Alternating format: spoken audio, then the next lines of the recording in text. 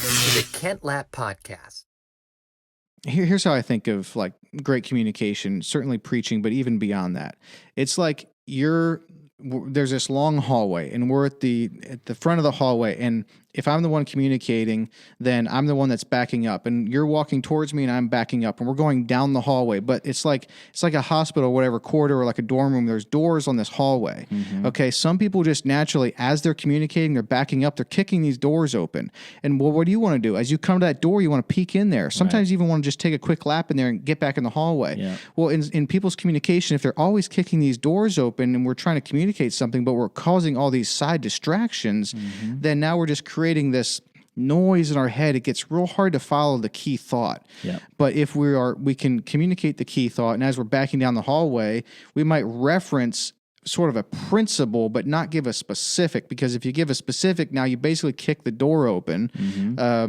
It's a difference between, say, just mentioning something about I don't know, I haven't thought this through really, but if you're preaching and you're going to make a reference to sports, say, well, you can probably get away with that. But if you're making mention to a specific, even the Super Bowl, and give some specifics on the amount of attendees, for example. Well, now guess what I'm thinking about? The attendees of the Super Bowl, and all you really want to communicate was something that had to do with sports, you know? Yep. And so I just think of like the great communicators just keep you as focused as possible and don't kick all these doors open as you're going down the hallway. Yeah, that's a good way to think of it, I think. And if you need to kick open a door just to let people peek, one of the things that Ray does often is he'll say, okay, I'm creating a sidebar here. And he'll say that explicitly. Yes. So this isn't the main point. This is peripheral to what I'm saying, but it matters to some degree. So let me just build this real quick.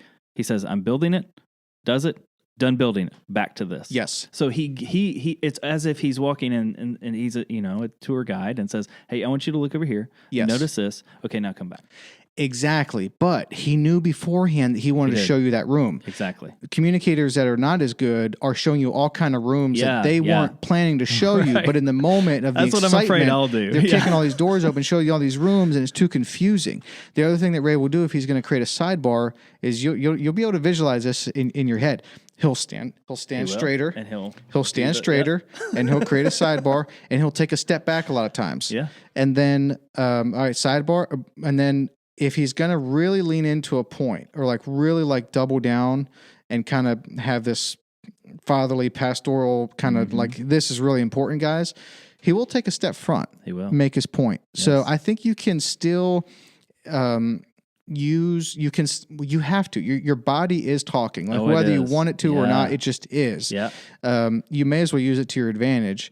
And but you don't have to like walk and run around on stage. Like even a simple straightening when you're making a point or taking a step forward. There's a book down here, Talk Like Ted. I read that a few years ago because I'm just fascinated by communication. Right. And there's a reason TED Talks are as long as they are and everything. And one of the points in that book was they wouldn't necessarily like say that you would just kind of stand at one place. That's not about preaching. But the idea of like walking towards your audience, right, and then stopping basically at the peak of your point, that's a communication thing. Yeah. And I don't, and I think that preachers can still use that without like walking and running around. Yeah.